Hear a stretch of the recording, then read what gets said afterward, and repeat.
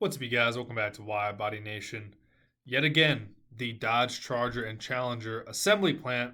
Well, I guess don't forget about the 300C, but the assembly plant, Brampton, Ontario, Canada, is closed for about 3 to 4 weeks, starting yesterday until mid to late October, unfortunately. So, is this the first time this has ever happened?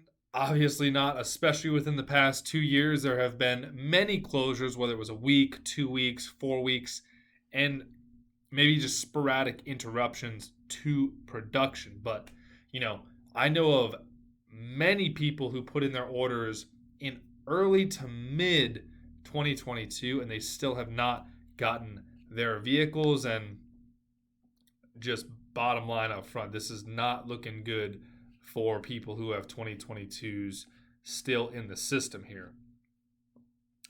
They don't really identify in this article on Mopar Insiders exactly what the constraint is, but it's a supplier issue, right?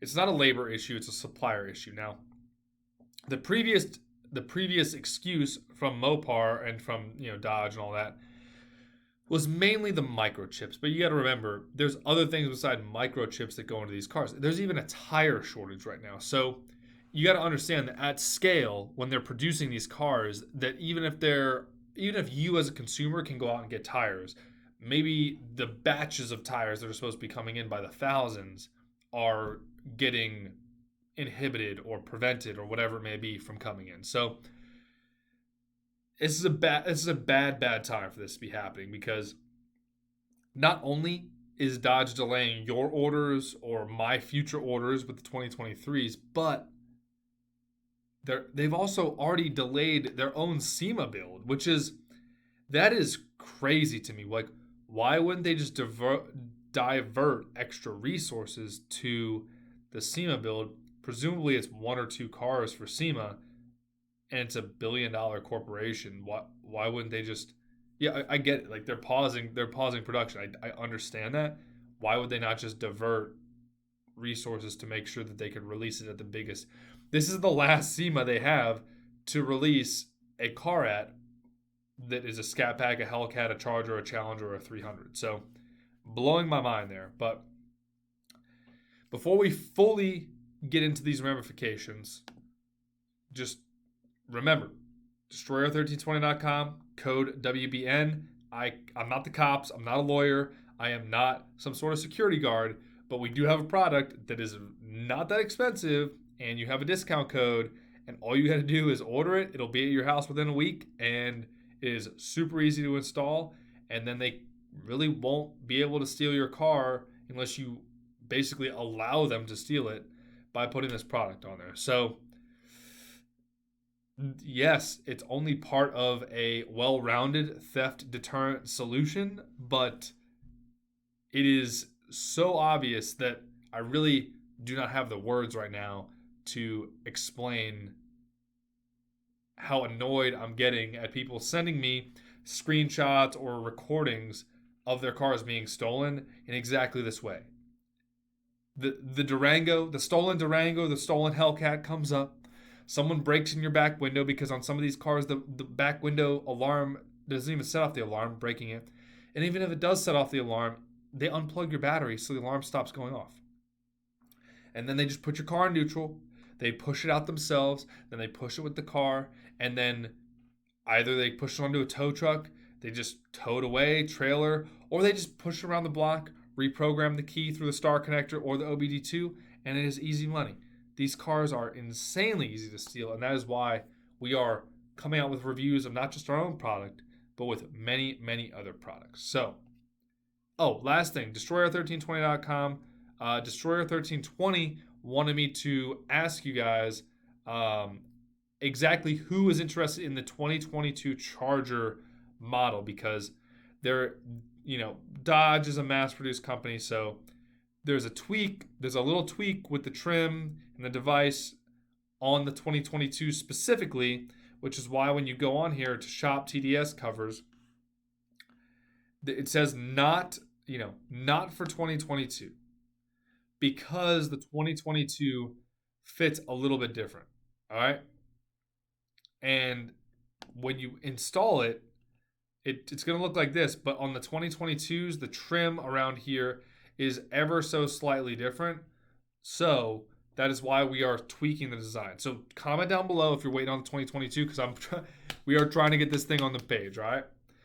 Well, all right. So we're already missing. We're gonna be listening to the last call right here. It's not gonna come during SEMA, according to Dodge. The Brampton plant has closed on and off multiple times during 2022, many times during 2021, and then even some of these articles go back to 2008, back during the credit crunch, back during cash for clunkers, which is just very interesting to me. So, you know, I hate to say it, but if you guys have a car that is ordered, you got to watch my video, which I will link and plug right here. Got to watch my video on how to check your order status because I'm the only YouTuber out there that has all of the different ways to check your order status. I have everything from the link you can check your window sticker. I have multiple other links where you can check the build sheet that's like a Word document. It's a cryptic document, but it's actually a good document to look at. There's the chat that you can actually engage with Chrysler and kind of tighten the screws on them. There's your dealership, and there's also some other ways you can check your order status that no one talks about, okay? So watch the video, use all of those, and then you can try to triangulate your car and hopefully light a fire under Dodge's butt to get you your car. So on that subject, I'm going to order a 2023 when the ordering opens, which obviously you guys need to be subscribed to know when the ordering opens because that is going to be a thing that comes out on this channel the day of. But I'm going to order a 2023 so that we as a community can track how quickly milestones happen for 2023s. And you guys need to keep feeding me info on your 2022 orders because it blows my mind that people who ordered their cars in April, May, June have still not received their cars when we were this close to the end of the year. And switching over to 2023s, switching over to last calls, and all of that shenanigans. Because this year is crazy. You got to remember, in 2020, when they were switching over from the 20s to the 21s, it happened at the turn of August to September. August 30th, you could order Hellcats for 2022 or for 2020. September 1st, you could order 2021 Redeyes, and that is when I ordered mine, and that's why I was one of the first 300 people in the country to order their brand new Redeye, which obviously mine was stolen, etc., right? Last year, 2021s didn't switch till 2022s until mid-November. That's a 2.5 month delay compared to historical data, and you gotta remember the price increase was big time. Massive price increase from 2020s to 2021s to 2022s, and that's on top of no power dollars basically. I mean, it's like $1,000 and way worse financing incentives. 0% is long gone. I got 2.9% promotional financing. Most people with high credit scores are still in the 5 to 6% range for 72 months. And it really doesn't go down that much when you go down for a shorter term, 60 months, so 4 or 5% at best. So it's tough sledding out there. But, if there's one thing you guys can bank on, I'll order one just so that you guys can watch me track the progress, and maybe you guys have the same problems, and you can kind of be on the journey with us. But that's about all I got to say on that. Make sure you guys go protect your vehicle, whether you already have it or you ordered it or you're planning to order one. Destroyer1320.com, WideBody Nation, WBN. All you got to do is add it to cart. 2022s will be on here very soon. WBN, boom, apply, and you get your discount. So it's only $28 to protect your car from the way mine was stolen, and this is my car that was stolen right here, the little picture right there.